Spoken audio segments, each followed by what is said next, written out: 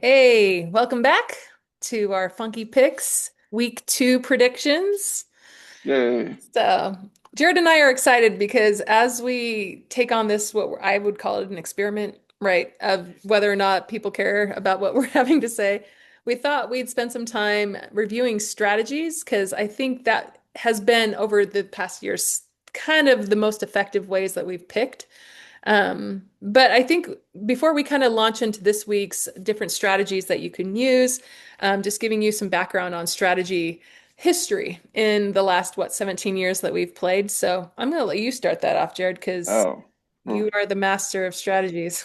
Well, I live in spreadsheets, so I've created various He's an numbers of accountant. spreadsheets. Yeah, Yeah. that I mean, I did everything from okay, yards per game, defensive, offensive, home field. I tried to take in home field advantage, whatever. Kind of what Camille was saying earlier about when we were talking before this, like what the FPI and those things are calculating. Like I tried to do it on my own, We came up with and our one, own algorithms.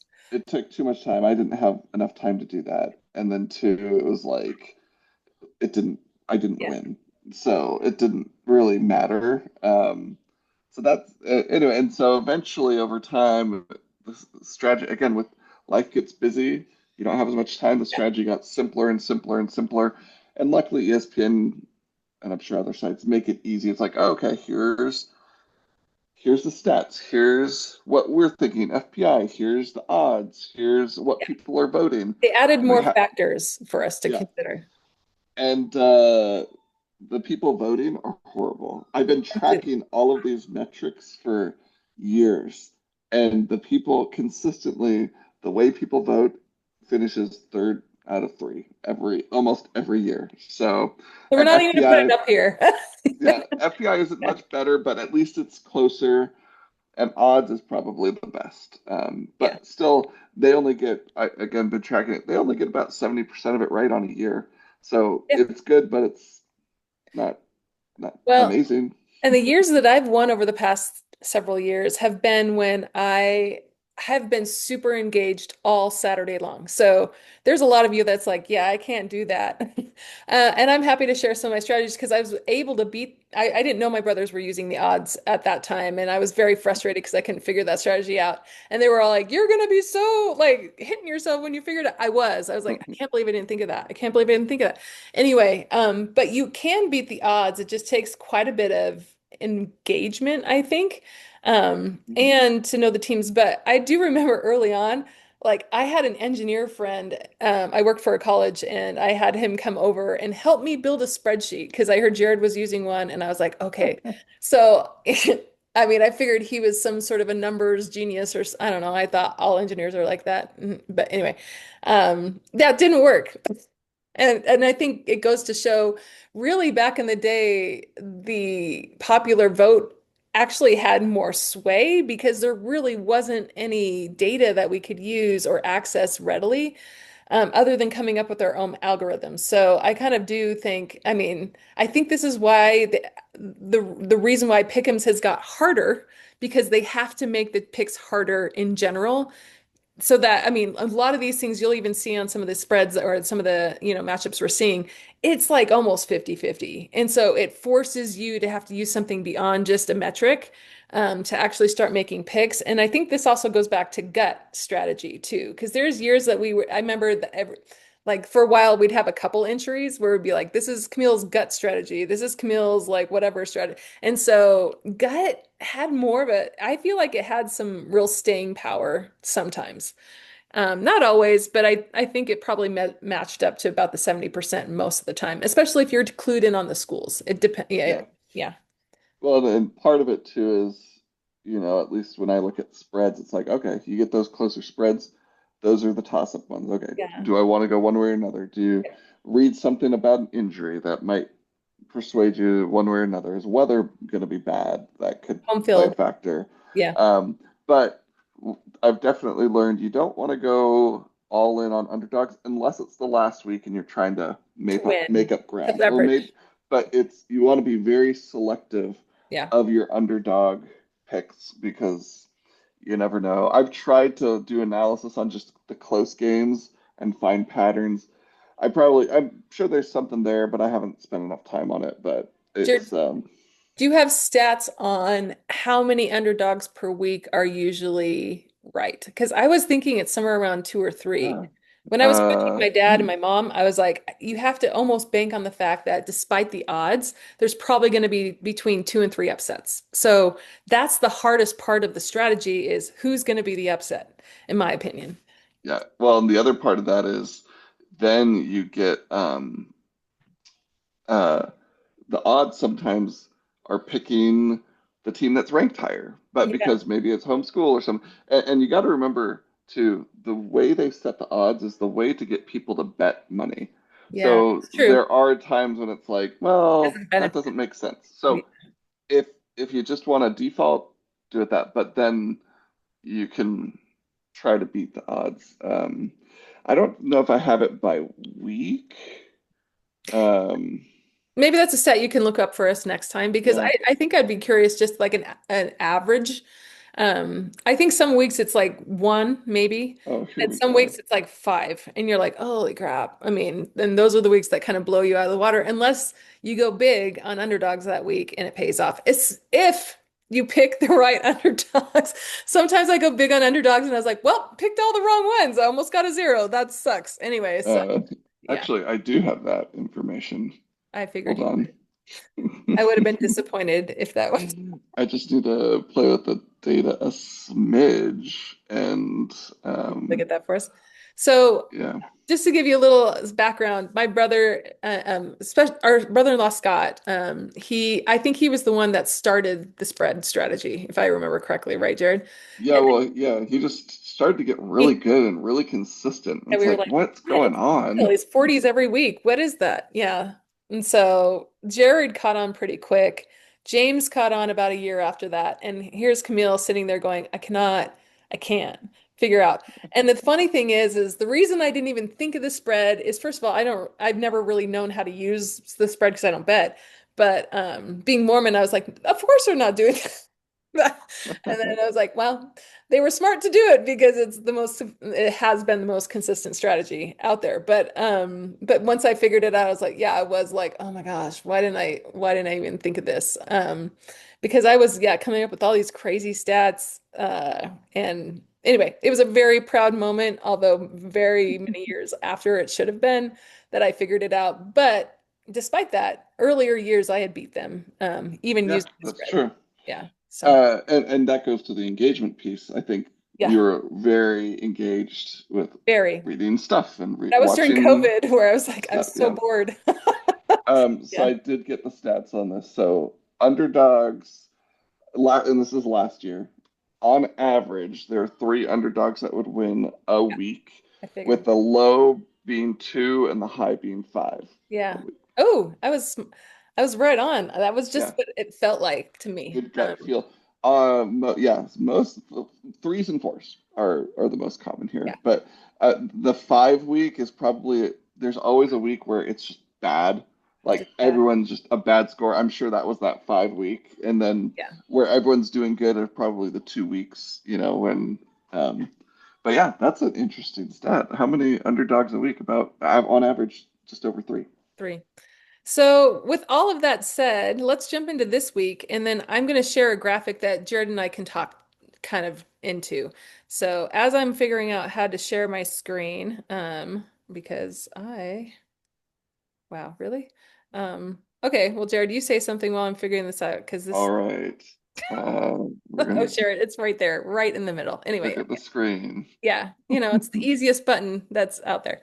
So, so do you see which one Yep, are you looking at? Actually, I that's can see it. so this is this short one. I'm actually going to share a different one. I'm going to share the long one. We have one that's a little bit more Bigger plan. thorough. It's this one. So are you seeing that one that has all the Yep. teams? Uh-huh. So what we were doing, and as I was putting this together this morning, I was like, let's put them side by side. What's interesting is I was highlighting the games where the actual winner of those games was different, and there are two the games that in the two Oh, strategies are nice. different. Um, and just kind of making sure that we highlight the various options that you can actually. So, and this will also give us something to talk about as far as what upsets would you pick? Mhm. what are likely to be. And I think it's funny because like Jared said, until the end of the season, and when we get to the end of the season, I mean, I'm pretty famous for making big swings to make a big play, and sometimes it pays off and sometimes it doesn't. But if you're trying to catch up 10 points, you're 10 points behind, you have to kind of make some really big risks. Um, Anyway, but for these games this week, what's interesting about the spread strategy is, as you'll know, the spread itself, I have spread and money line. So the spread itself, several are ties. So we have three 6.5s, we have two 3.5s, two 2.5s. And if you were to just use the spread, that means you've got to make a lot of like confidence choices that could pay. And I think that's the difference that you guys were seeing early on when there would be winners and losers. You'd win or lose by about 1 or 2 points because you would put them Mhm. in different spots, Just right? different spots. Yep. Yeah. So the money line is something that I've used to kind of help even that out to be like, okay, so there's one that has a lower, I guess you would say, if a lower money line and if it's a negative number, even though it looks higher, but using the money line to kind of even out some of those ties, that's how I've done it. Have you done it that way? Like I'd be curious about you, Jared. Yeah, I usually go spread, then FPI, Oh, then FBI. and I've had it where it's tied there, and then I'll go what's the vote, or then I'll go look at last 5 games. So yeah, if it the further it goes, the deeper I'll go. But yeah, I'll usually start with spread and then go from there Yeah. and So the see. matchup But predictor is a little trickier because so the money line is something that you can see straight on the page. The spread is something you have to click into when you click preview. actually now if you go to the preview game on the if you Yeah, the click the preview. That's what I'm preview, saying. Yeah, you yeah. click preview. Oh, So, okay, but I you get you. can Oh, that's see right, the money line. you Okay, can see sorry. the money line straight on the Yeah, yeah, page. yeah, yeah. I gotcha. So, yeah, and so the matchup predictor, you have to click preview too. So to get Hmm. some more of this information, so some people just, I think Scott said he just used the money line because it's easiest. You can just see it right there, Right organize it. there. There you go. Yeah. And it's fairly accurate to some extent, and it gives you a little bit more differentiation between the spread. So I used money line for a while as the first kind of line of defense, but whatever floats your boat, I guess, on that. Mhm. And then matchup predictor is something new that, what would you say? How many years ago did they put that in there? Probably 7 years ago. So not that new, but Yeah. yeah. And which was a fun tool because finally we're like, oh, look, you can see the percentage. And oftentimes you'll see how different it is, like with people's voting, which is also interesting. Yeah. So the percentage is something I think that's the algorithm that ESPN uses just to predict in general. You'll see that there's some consistencies, but there's some variation. Obviously, on this one, there's quite a bit of, I would say the middle and the low is where the variation typically happens with those. But I normally pay attention, like this is another thing too, is I might pick an upset if there's a difference between the matchup and the spread strategy. And Oh be, yeah. oh, interesting. Here, maybe I'll pick, if I'm going with my spread strategy, maybe I will choose Duke, or maybe I will choose Virginia on this one. So, Yep. anyway, Yeah. what do you think? Where's where things are not the same, that's when it's like, okay, this is a good one to go the other way. Mhm.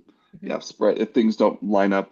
Also, if I know someone likes to just vote off of Yeah. the popular vote, then and I'm trying to catch them, Yep. that's also a clue to be like, okay, I know they do this, so I'm gonna do this. I know you've done that with Yes, Scott I did that Dying, with you guys. James. When I figured it out, I was like, how do I use this to my advantage without letting them know I know this?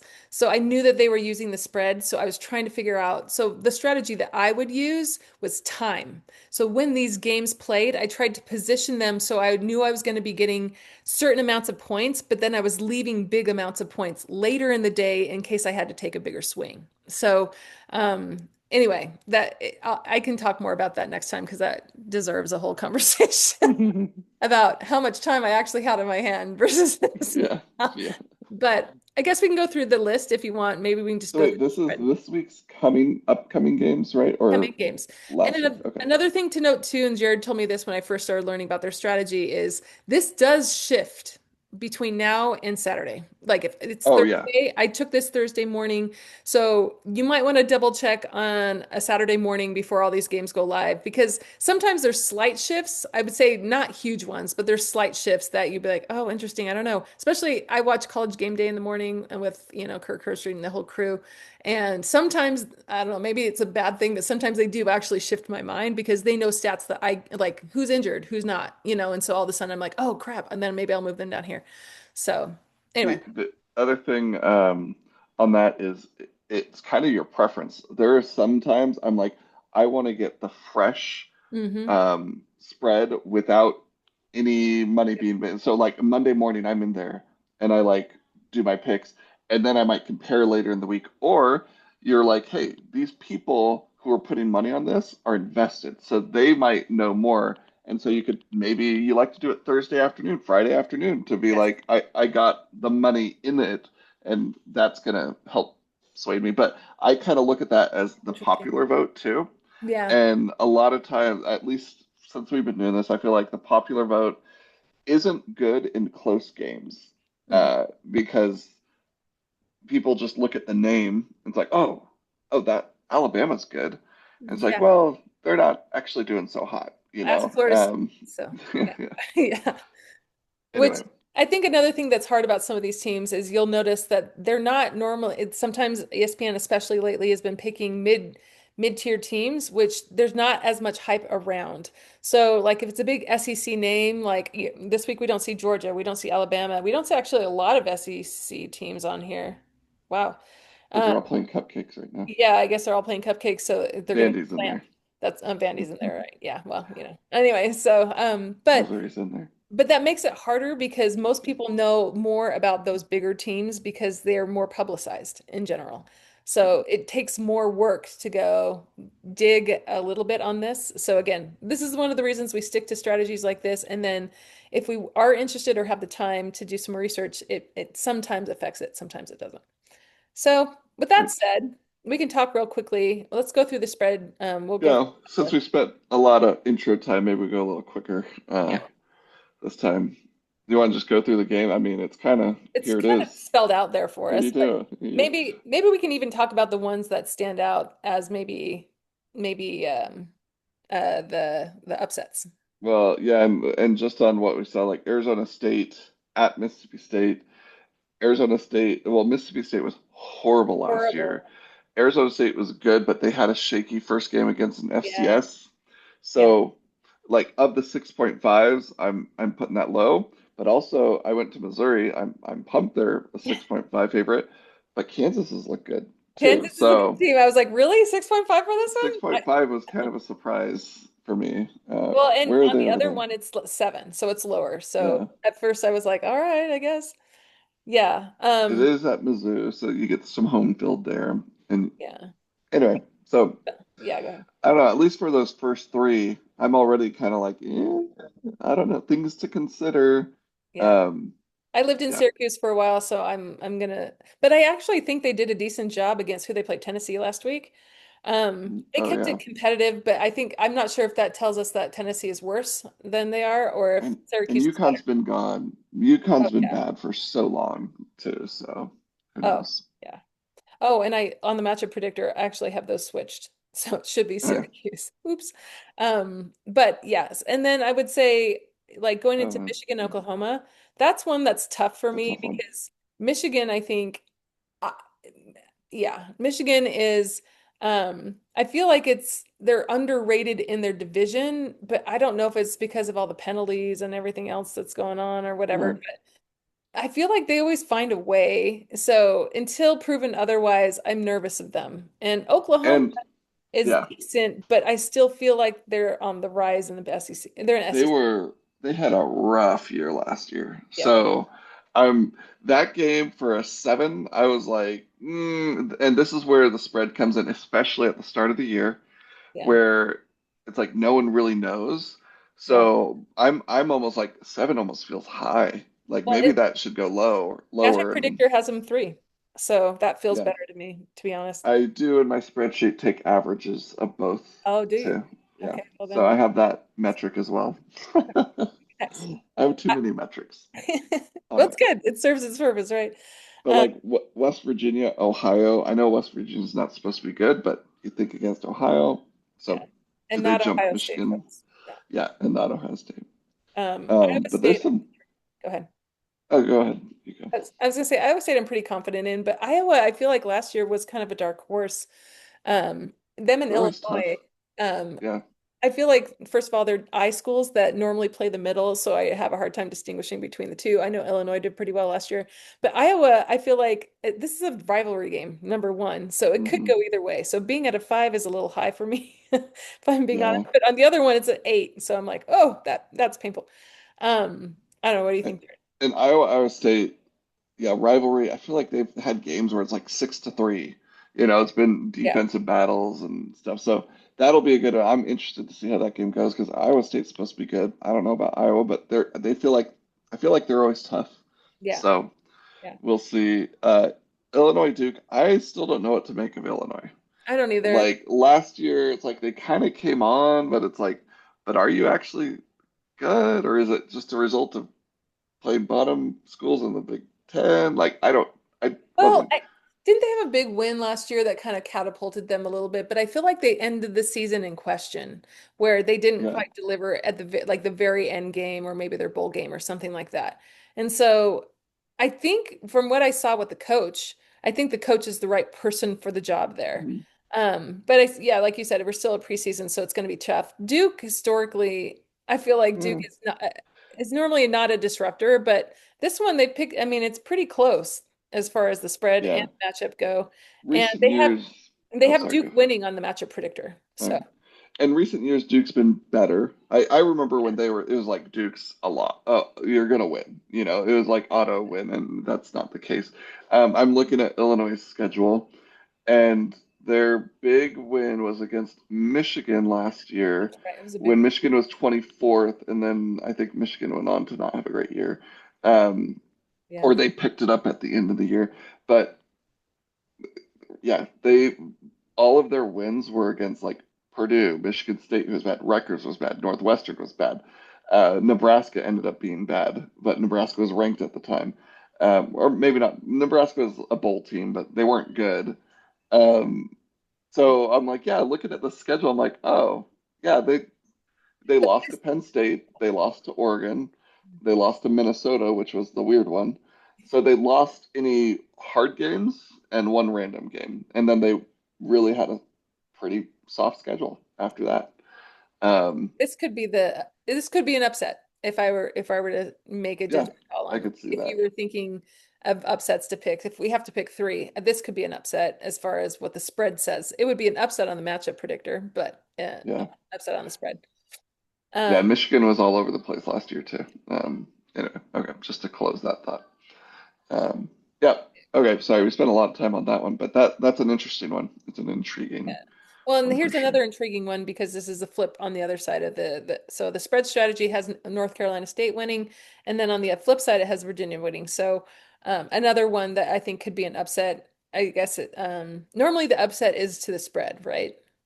That's how they judge Yeah, it. that's how I judge it. I mean, you just kind of just got to pick which side Yeah. because you could call it match Upset predictor, either way. Yeah, matchup predictor, that's or true. whatever. But I usually call it with the spread. It's an Okay. upset.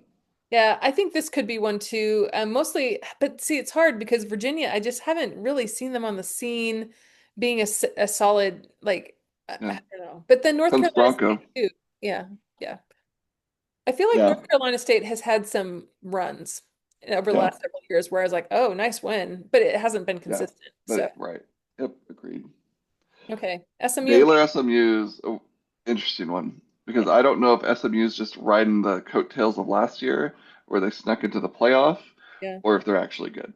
I don't Well, know. and Baylor was disappointing last week. So Yes, they were. and look on Matchup Predictor has SMU at 9. That's I don't think I would put SMU at 9. Yeah, But I also don't think Baylor is going to win. I think that Baylor will yeah. keep it close. Um, but yeah, it Now, remains to be. Baylor did have a harder game last week. They played Auburn Yeah. and were within a couple. They kept up. They only lost by 14. And SMU played, they won 42-13 against, who knows. So Yeah. there could be that. Hey, Baylor, they played a tougher opponent. Yeah, they lost, but Yeah. maybe that helps them out. Who knows? We'll see. Um, That could be an upset. but yeah, SMU. it's a reason why there's a reason why it's lower. Is Yeah, I for think sure. people are like, oh well, who knows? Yeah. And then Gonna Battle of be the V's down here, Vanderbilt, Virginia Tech. Virginia Tech, I thought did well against South Carolina last year, but I'm drinking the juice on Vanderbilt right now. I'm really loving the quarterback. The quarterback, yeah, He's so cool, and I just don't know if that means they have the arm power to really make it that far, but yeah, it's fun to watch him. So I do think yeah, this is going to be a hard fought battle. Vanderbilt's not going to go silently in the night, so I think they'll be close yeah. regardless. Um, Well, and Vanderbilt's one of those kind of like BYU a bit, where it's like, oh, NIL, yeah, we can legally pay players, and Vanderbilt's the academic school in the SEC, so I'm yeah, sure they got money. It's they've got a named big after alumni. Vanderbilt. Yeah. Mhm. So, like maybe this is kind of they're starting to turn a corner here. It's like, hey, come to like the old day Stanford. It's like, come to Stanford, get a great education, and also we have good sports. Um, so yeah, I'm kind of I'm going with Vanderbilt on this one. This is one of Yeah. those where it's like, hey, go with the spread, and it's like Virginia Uh, Tech's been bad. They didn't get creamed, but they lost 24-11, but you did only score 11 points. Yeah. It's Well, and so the matchup predictor has them at 6 with Virginia Tech. This is one where I yeah, mostly like feeling the spread might have a better look at it. But also too, we're big Nate Bargatze fans, and he's a Vanderbilt fan, so there you go. shout out to Yep. Pick it for Nate. Also, matchup predictor, I'm pretty sure it still ranked Texas #1, even though they lost last week. him. So take that for what it's worth. Well, the FPI Um, rankings, and if that's what it's mostly pulling from, is yeah, not looking too accurate. Um, yeah. Well, okay. Well, I guess that's Okay. that, and that's our analysis. I think more than anything, like a lot of the times, if you're looking for an upset, your 5 and lower are probably your Mhm. best considerations for that. And normally that's when I go with a bit of a hunch on those. But and if you And get it it wrong, then it's a 1 or 2, so you and don't. obviously keep them low, the Yes. upsets, Yeah. but until the last week or two when it's like, oh, I need to make it up. And in the last week or two, like I think someone picked, maybe it was you, like 5 upsets and put them all high. It's like, well, there's no way you're going to get 5 upsets. That only happened one week, all last year. So It didn't yeah, pan out, people. yeah, So like half you, of them were like actually awesome and accurate, but but then it you offset it and I with offset it because I the picked other too ones. many. So Yeah, yeah, we'll get into that strategy another time. But this was fun. Hopefully you've gotten something from this, and I don't know if we made it harder or easier. Hopefully easier, but good luck. good. Go Yeah, football. So yeah, all right, see you later. yeah.